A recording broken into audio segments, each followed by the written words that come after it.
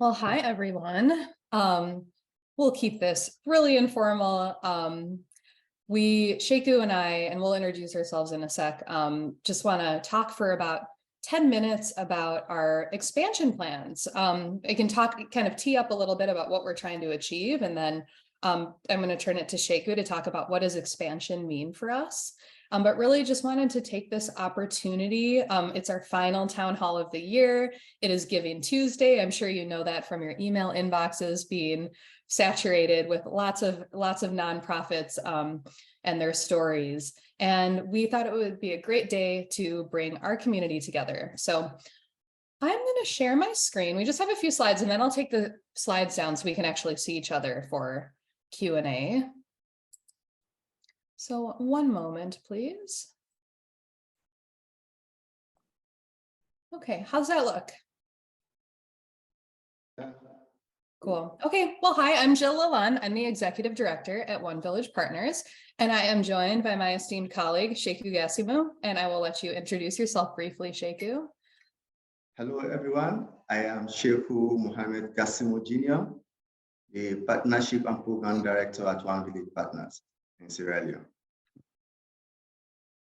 Fantastic and lovely technology. Sheku is in Sierra Leone, and we're so happy that more recently we've been able to co-present on things and actually bring in our staff from Sierra Leone. We have much better internet than we did a few years ago.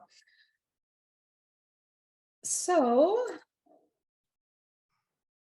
our strategic goals, just to kind of ground the expansion discussion, are really big. So the board and staff in Sierra Leone and partner communities, we went through a long process that culminated earlier this year in our new strategic plan. And we really took that opportunity to dream big and think about what comes next for us. We've been operating, informally since 2005 and formally as a nonprofit organization since 2010. And we said, we've learned a lot. We've measured some significant impact. And we also know that the need is great, and the potential partner communities for us in Sierra Leone are far greater than our ability to expand to them.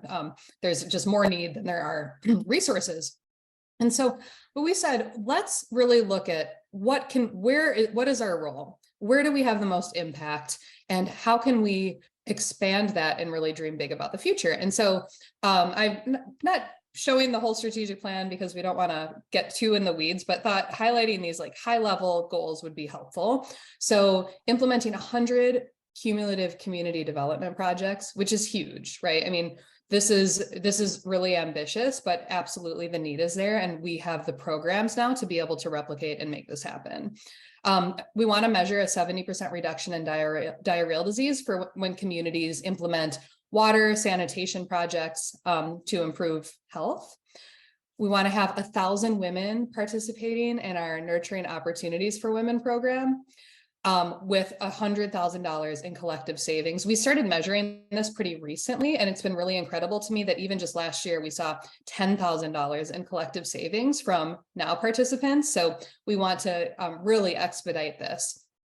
And I think finally, and maybe most importantly, is we want to achieve a 75% of community members seeing a sustained and measurable reduction in multidimensional poverty. So we're not going to talk a lot about what that means today, but that is something that we've been measuring and really trying to refine our tools around so we can measure this progress and really achieve these huge goals in the coming years.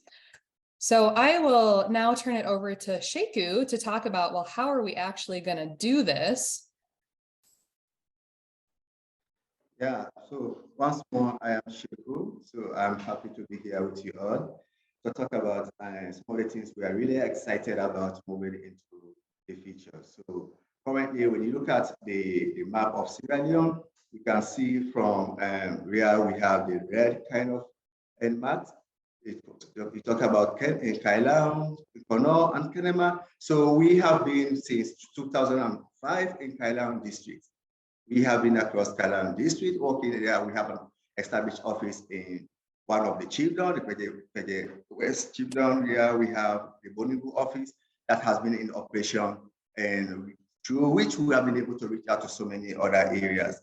So in 2020, we also established an office in Daru, and we have been able to reach out to so many other communities from also our Daru hub. So now we continue to grow. We have an office in Kenema, we have an office in Daru, and also an office in Bonibu, where we continue to reach out to more communities. So currently, we have been able to reach out to up to 32 communities across 8 chiefdoms in these partner communities. So the future, we are looking at how we will continue to grow over time.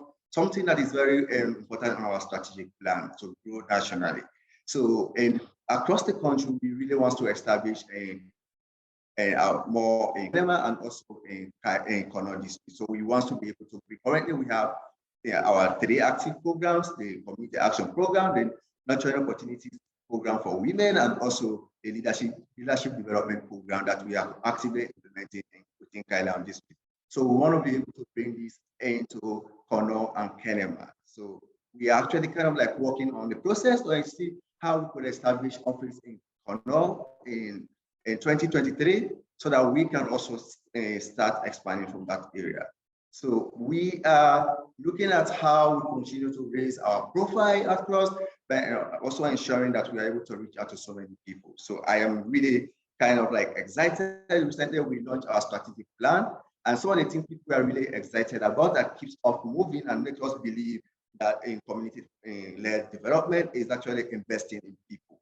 We investing in people and partnership. So partnership and investing in people who believe that it empowers communities to see their own kind of potential and be able to lead their own development initiatives on.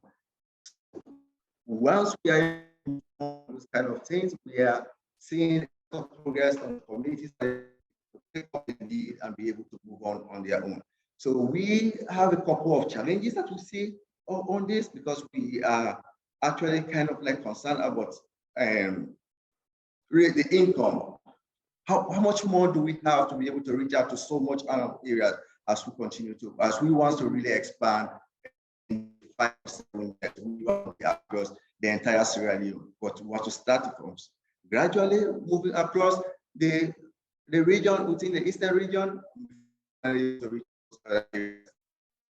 So we are thinking about the finance. How do we raise much more income from the state and be able to support those community-led initiatives as communities are coming up with their self-identified needs?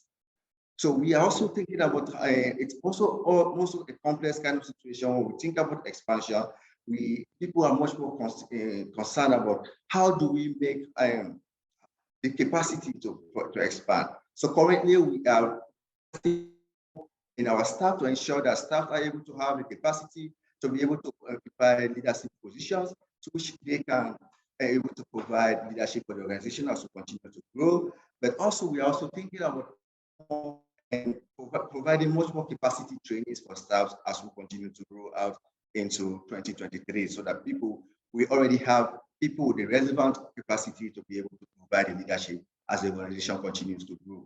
So these are some of the things we are actually concerned about. Yeah, but a lot of it, we are working on it. It's a gradual kind of process as the team in the US continue to do more fundraising activities to be able to raise more income for us to be able to here in Sierra Leone to do the community-led projects that we want to do across the communities.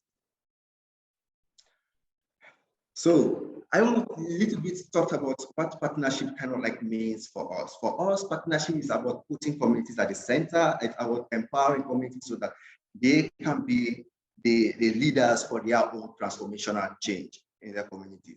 So it's about also empowering, working with local CBOs, ensuring that those local CBOs will be able to replicate our model.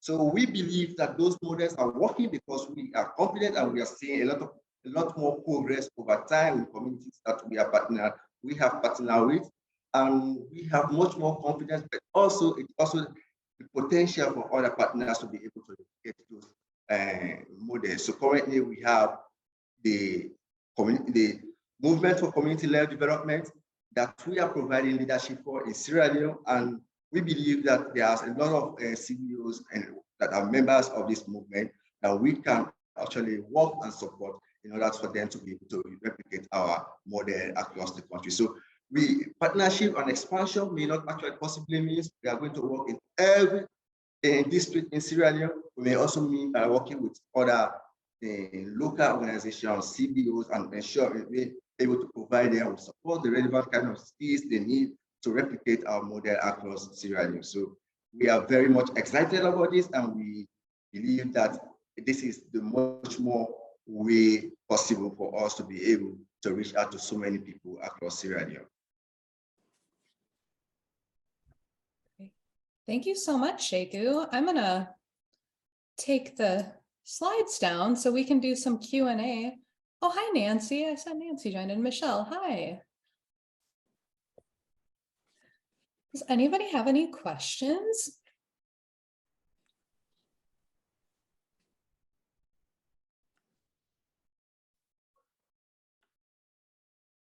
I can sort of expand on something, this partnership aspect of the expansion is really important and really key for us. I mean, as Sheku's saying, like we've measured our impact, and we know that our model and the programs that we have are effective at achieving the impact that we're hoping to achieve.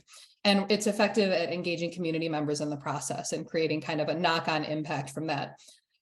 So I think, in a lot of ways, like we have this foundation that we can share with others when appropriate, but also like there are a lot of fantastic organizations and groups and community-based organizations and gender advocates throughout Sierra Leone that might not have the connections with the US, might not have the fundraising, might not have all of the internal capacity to really kind of be their fullest potential, right? Because they're fantastic, but they don't have the maybe proximity or the background to be able to just jump right in and expand throughout the country, for example. And so I think like through these partnerships, like we get to have like kind of a double impact. It's like it's impacting through the actual work that we're doing, but it's also having this huge knock-on impact by helping to strengthen partners and those who are like-minded and doing similar work or working towards similar goals. And one example I bring up about this is regarding female genital mutilation. So as an external organization, we can't go into communities and say, we're going to advocate against female genital mutilation. It's would be culturally taboo. It would alienate us from communities. So that wouldn't work for us. And it wouldn't be effective at addressing the problem. But there are Sierra Leoneans who are involved in advocating against and eliminating female genital mutilation, and we can absolutely support them in their work. And so that to me is like a really clear-cut example of like, we can't do it all as outsiders, but there's definitely a role to play as partners in moving the work forward, and a really huge role that will have an outsized impact in years to come.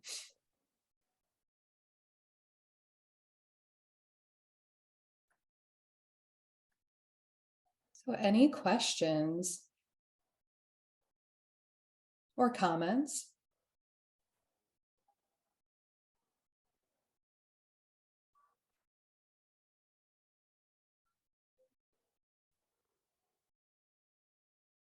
I have a question and a comment. Yes. Sorry, I couldn't find my unmute button for a second there. Oh, all good. Hi, Michelle. How's it going, Jill? Hi, everyone.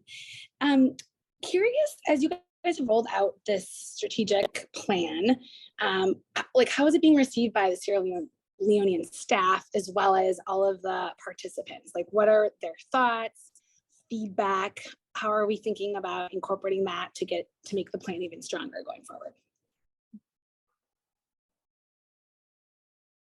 Sheku, that one's for you. Yeah, so we currently launched our strategic plan, which focus on 5 pillars: scale our work nationally, invest in people, raise our profile, define and build an evidence base, and localize organizational leadership. So when we launched this strategic plan in Sierra Leone recently, people are very excited about much more around the capacity to invest in people and also the partnership aspect of it. So we have partners that attended this particular meeting. They saw this as an opportunity for them to be able to learn from our model, but also as an opportunity to be able to actually scale up some of what we are currently doing. So there has been a much more kind of, it was a very much welcoming kind of process from outside people that when we launch it, but also from the staff. The staff are very much kind of excited because it provides the capacity and opportunity for staff to hold national staff to be given more leadership roles in the organization. Currently, I myself have benefited from that by going from one roles to another, becoming currently the partnership and program director in the organization. So this is an excitement for other staff. It also provides the staff, it makes the staff believe and become more confident that there is an opportunity for growth within the organization. So I think collectively there has been a lot of excitement about this. The issue we have had with this is the level of where do we get much in the fund from? The fund from in order to continue to scale up this particular initiative or this strategic pillar. So which is much more the concerned staff are kind of like bringing on board. But however, like I mentioned in my presentation, the US team is actually doing much more, kind of playing much more role in the US in order to raise funds and to continue to support our activities here in this country. But when it comes to what the views of people feel much more confident on it. So we also have the volunteers in this strategic launching ceremony. So the volunteers are very much excited about investing in people because they believe it's an empowering tool that provides them the opportunity to lead their own kind of development initiatives in their communities. But also the idea of forming a national kind of volunteer group, it's also something that appeals to most of them because it provides them the sense, the feeling that there is continuity in our engagement, even as we continue to roll out to other geographical areas across Sierra Leone, but there is still an engagement with them. So which means there is an aspect of sustainability as we continue to roll out. Yeah, and I'll totally, Sheku, thank you so much. And I'll just like reiterate our staff in Sierra Leone, like if we got a $5 million gift, they would know exactly what to do with it. Like we have all the plans. And so everybody is excited. Like we feel really, really confident in the plans that we have together, but we're going to grow responsibly. Like we're not going to just go make commitments all across the country. We're going to do so in the right incremental steps so that we can do that responsibly and sustainably. But I think, you know, with Sheku, what you're saying, I mean, everybody, they're ready to go. Like people are invested in this plan, which is super, super exciting. Thank you guys for sharing that. I appreciate it.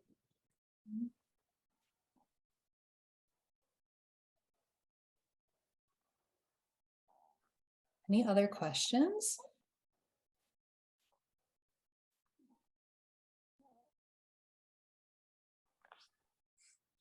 Hi, I just wanted to greet everybody. I have sort of been watching your progress and a little bit just reading up on how the work in Sierra Leone is going. I'm a returned Peace Corps volunteer from Burkina Faso and had just been sort of taken by the really nice grassroots and inquiry-based approach that the Sierra Leonean group here has taken, and was really happy to kind of learn more about you last year. And of course, your impacts this year have been really beautiful. So I really just want to offer words of encouragement for your expansion, and I will continue to kind of look and read and see, you know, how to donate and things like that. It's just, I'm just a kind of just a one person, just sort of paying attention a little bit. And,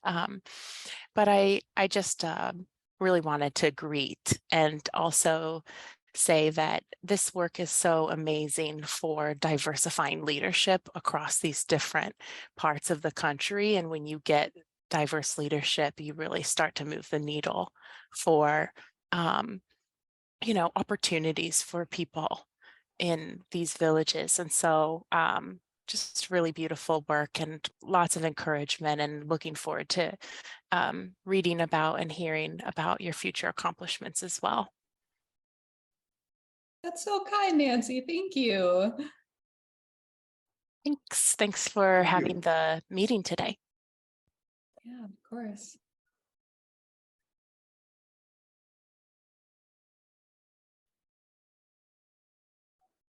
Any other questions or comments?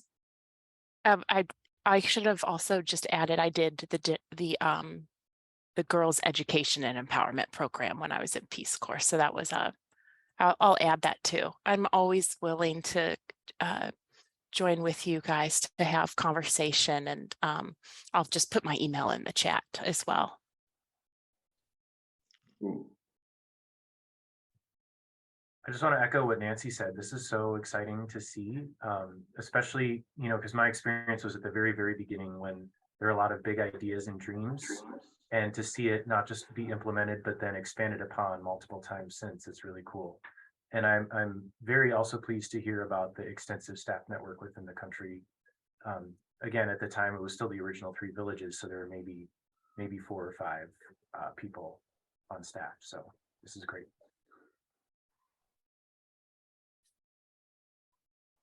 Thanks so much, Devin. And thanks for helping set the groundwork way back in 2012.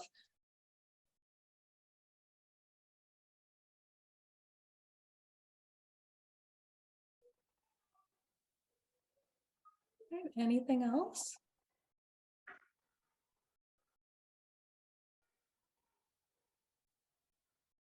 Okay. Well, just want to thank everybody so much for coming. I've got one final slide. I will just maybe share. So hope you'll stay connected with us. It is Giving Tuesday. If you'd like to donate, you can do so easily on our website. We are on all the regular social media channels. I think everyone hopefully gets our emails from this group, but you can sign up for those on our website, and stay tuned in early 2023, and we'll be scheduling additional town halls, as we've really enjoyed this way of coming together with smaller groups and having dialogue and providing some more in-depth updates. So thank you all so much. I hope everyone has a wonderful holiday season, and I look forward to connecting with you in the new year.